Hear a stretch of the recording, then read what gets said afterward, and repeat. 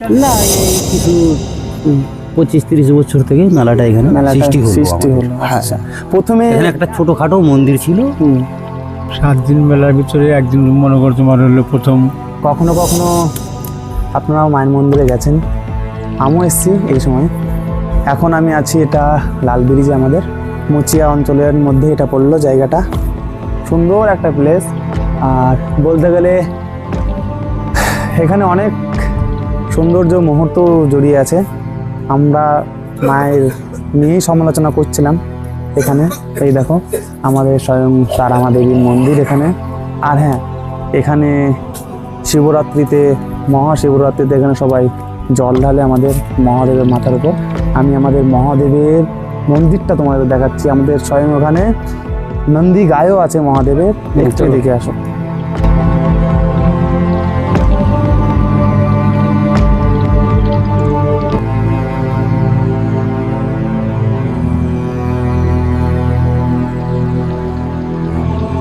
দেখো এখন আমি আছি আমাদের মহাদেব মন্দিরের সামনে, আর আমাদের এই সেই নন্দীগাই খুব একটা প্রিয় ধরতে গেলে।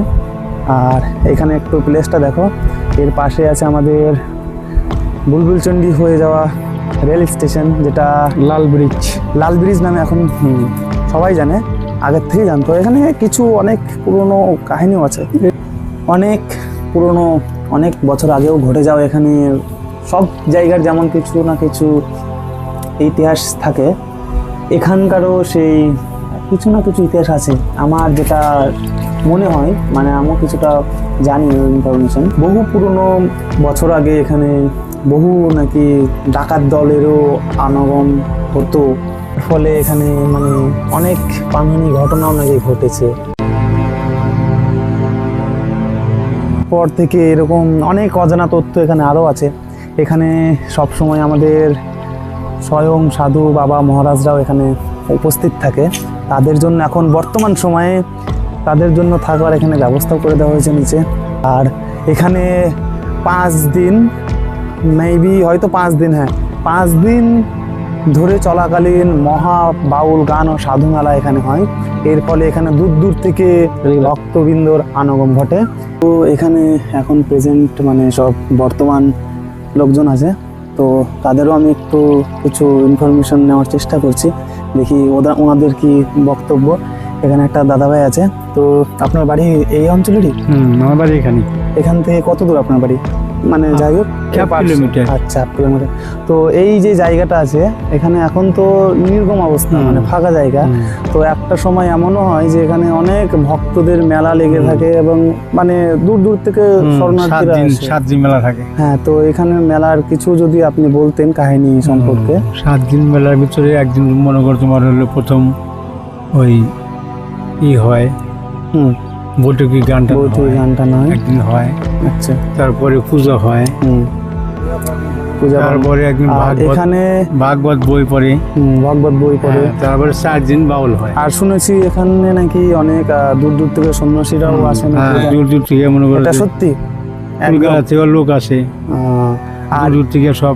মহাশিবরাত্রিতে এখানে কেমন ঢালা হয়? প্রচন্ড, একদম মেলা জায়গা দেওয়া যায় না। তো আপনি এখানকার বাসিন্দা? হ্যাঁ, আমি এখানকারই বাসিন্দা। এখানে কিছু এই মন্দিরের সম্পর্কে পৌরাণিক কাহিনীও কিছু শুনেছি লোকের মুখ থেকে। যদি তোমার কিছু জানা থাকে যদি বলতে পারো, যদি কোনো মনে হয় যে না এটা প্রাচীনকাল থেকে হয়ে আসছে কেমন কিছু। না, এই কিছু 25-30 বছর থেকে মেলাটা এখানে সৃষ্টি হলো। আচ্ছা, প্রথমে এখানে একটা ছোটখাটো মন্দির ছিল। ওই মন্দির থেকে একটা আমাদের এই নিমেবাজি সাধু থাকতো, এখানে থাকে এখনো থাকে সাধু। হ্যাঁ, এখনো থাকে ফিলহাল সাধু। ওই দেখাশোনা এখানে মন্দিরের করে।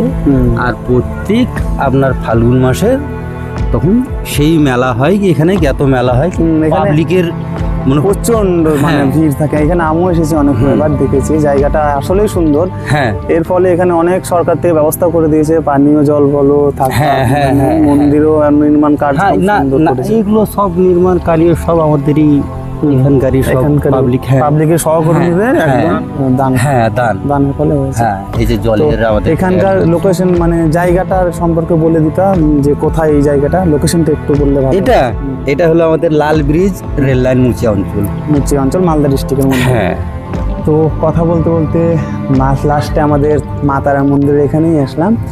তো এখানের যা লোকাল পাবলিকের যেটা মনোবৃত্ত তোমরাও দেখতে পেলা, আর আমিও কিছুটা, আমারও জানা ছিল না, আমিও জানলাম অনেক কিছু।